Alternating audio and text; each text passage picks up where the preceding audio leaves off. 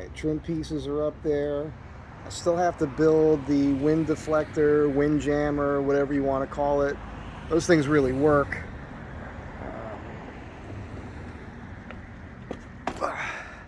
This is not really where I want it to be. You know, like I said, I did a video yesterday, I think it was.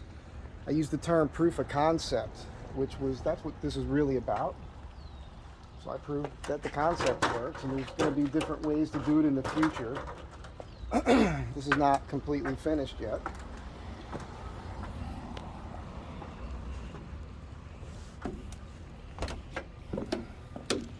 These are not the bolts I want to use here. I want to use these. These are 1.25 inches. And you can see I had to mortise them in quite a bit through the decking. I probably could have went, they don't have 1 3/8, it just doesn't come that way. 1.5 inches I thought would be too long. So that's just what I'm dealing with. I just ordered some 1.5 inches for up front, hoping that they will work. They're not here yet. I really wanted to get this angle on. I wouldn't say this is indicative of my best work. I kind of rushed this, so yeah. But just to get it up there now, I didn't want these boards to keep warping and twisting, being exposed to the weather. I just wanted to get these ends on here. The wind jammer is going to follow this angle here, and it's going to come down. And I never did trim it back. I just don't care at this point. So it's going to go about 3/8 of an inch over that rubber there. And the idea is going to be, I'm going to put a piece of rubber along the bottom of it and try to get that to mate. Maybe I'll stop it short, and maybe I'll pat it from there so the air comes up and hits this, and then shoots up. I don't know if that's understandable enough for you, but you'll see it. This is pretty close here. The way that this angle comes should be about right. It'll be close enough. I will be able to run some sort of system, some sort of L brackets that I bend out that can be mounted under here and come out. I don't know, I haven't figured that out yet, but I will. Went through a fiasco with these bolts recently. I just got back from the store. That's something I really wanted to get into, but if you know me, you know I don't care about what you look like. I don't care what color anybody's skin is. I don't care who you find sexually attractive. None of it. Don't care. Not my business. But there's this thing happening with this younger generation. This is like a get off my lawn moment here. They're judging us. Right? It's kind of ironic me about to talk about how somebody looks, because I know what I look like. I look exactly like the kind of guy that they would judge as being somebody that just wouldn't like them without them taking the time to get to know me, and so they automatically just treat me that way. I just dealt with this pink-haired chick at the store, and I put the hardware down and told her exactly what it was. She pulled up her chart. She couldn't figure that out, and I said, well, here, let me look at your chart. And she says, why? Because you know why? I was mansplaining. I was going to mansplain to her.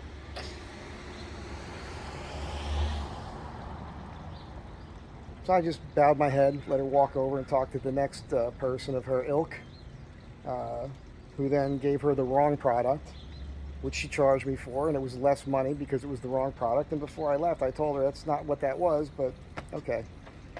Very annoying, and I'm running into that more and more. It's not like I'm at a music store or a clothing store, because I don't go to those places. If I go to the store, it's either food or hardware or tools, something like that.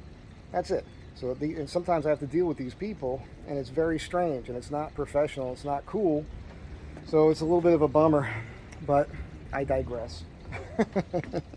Back to the rack here. Again, went with the Unistrut so I could put the little fasteners in here to get those bolts to mount. And overall, this is pretty good.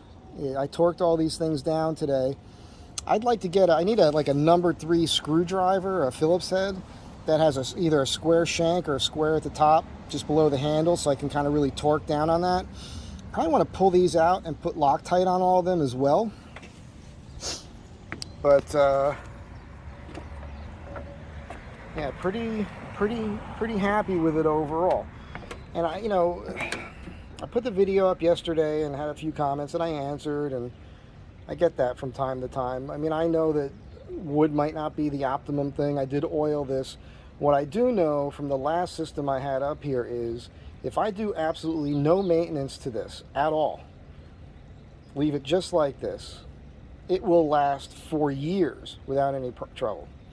If I come up here and put a sand on it from time to time and oil it, it'll last me the rest of my life. So that's just what I know. I could also take these boards if I wanted to and run them through a planer on this top side to lessen the depth here.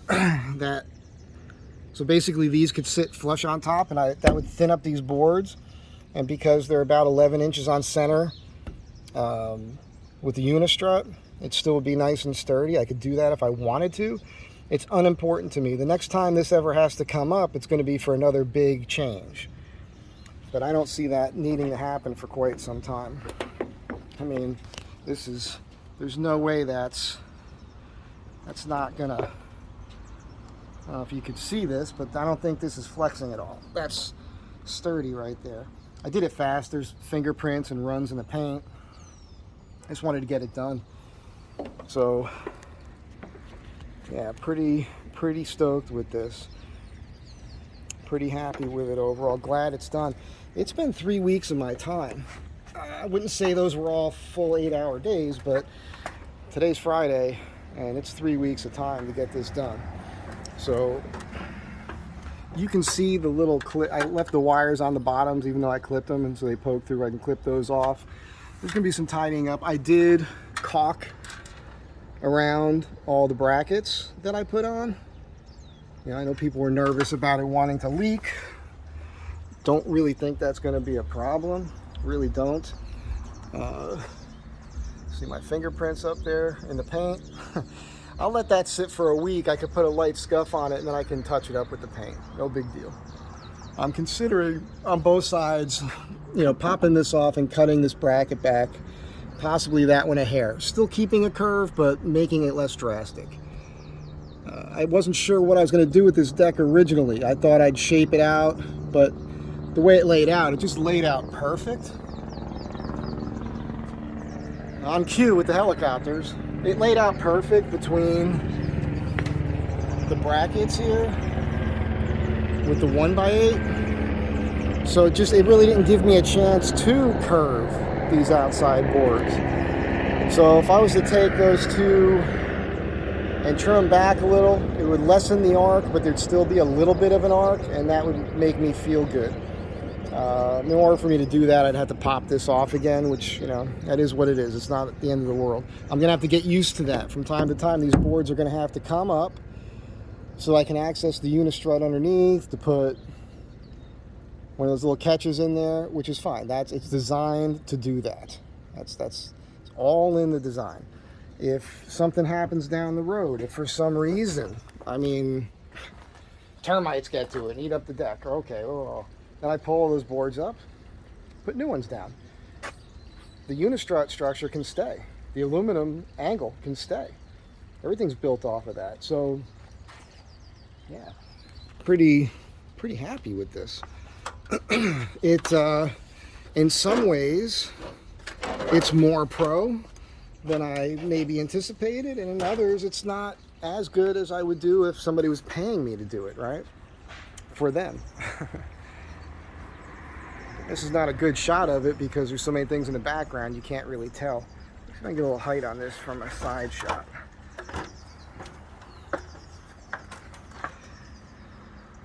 That's a little better. From a distance, it almost looks like there's plywood up there.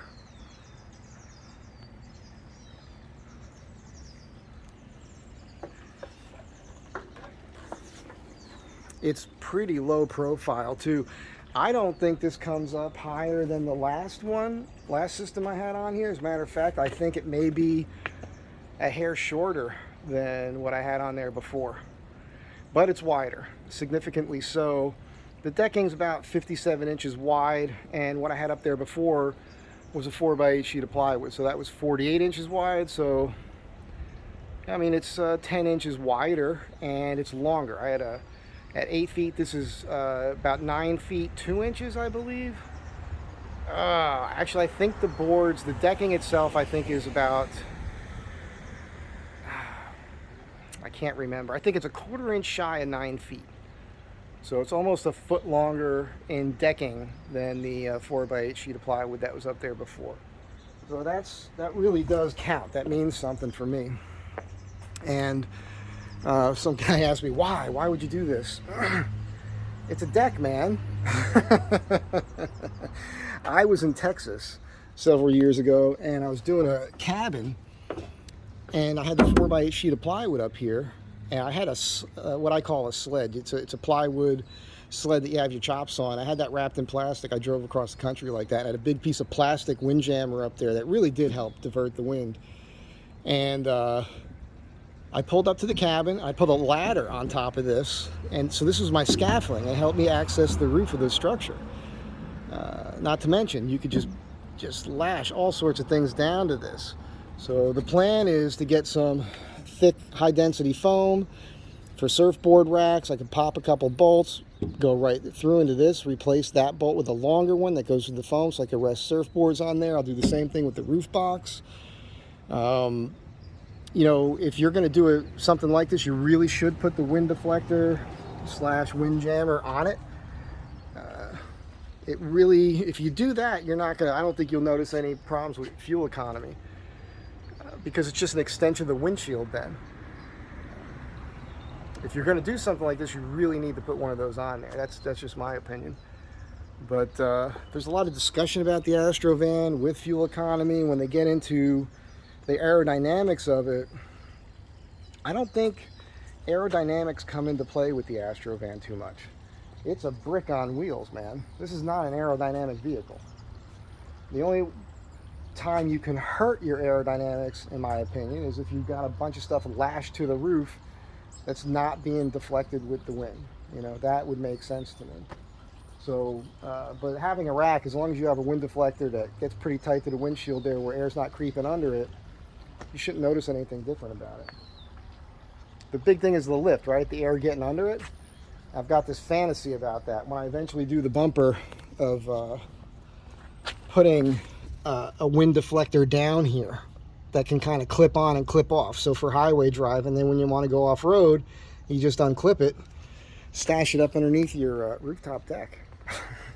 It's a fantasy, but maybe I'll pull that one off. Anyhow, this is done, man. It's done for now. It's done for now. I'm not going to mess around with it too much more other than getting the roof box on there. And now I can get to work. I can throw lumber up there. I can get onto the interior. All that other good stuff. As you know, I did put the factory headliner back in. There's Reflectix up above that. So it's looking a lot more trim in here now. This is some packaging material that's pretty decent insulation actually. So I'm going to try to use this to cram in between there. Get it worked up in some of the walls. I might be drilling some holes in here so that I can mount things through the body. I haven't decided how to do this yet. I need a ladder system to get up on that roof. So kind of the thinking is to put a piece of Unistrut across this window. I've talked about it before. I'd pat it away a little bit first. Then I can just put a piece here, a small piece. I can climb right up there. I can do that on both sides. I don't know. I don't know the best way to go about it. I know some people have done a ladder back here. I know a lot of people will actually put it on this side.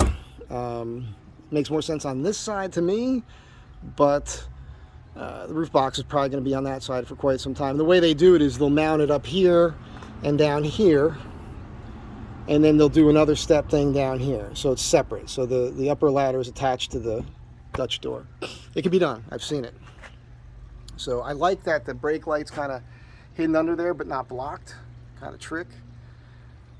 So, you know, one of the other added benefits when you have a roof deck up there is your roof is no longer taking a beating with the sun and everything, and that creates an air pocket there.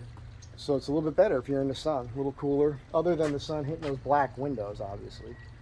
So the rain's not hitting it automatically. It's a little quieter in there during rainstorms and that sort of thing. I can tell you that for a fact, so I've experienced that. So anyhow, hope you dig it. And if you didn't mind my little mini rant there, I don't have a problem with the younger people these days. I get a kick out of them, and most of the ones I meet are actually really cool. But we tend to be tribalistic. In the last 6 years or so, 6, 7 years, people have been programmed with a lot of nonsense in their head, and it's ironic because the ones that say that they're the most tolerant, they're the ones that tend to jump to hating people the quickest. It's very strange. It's like backwards day. I don't know what to think about it. So, yeah, let me get a shot of this from the front here without falling over.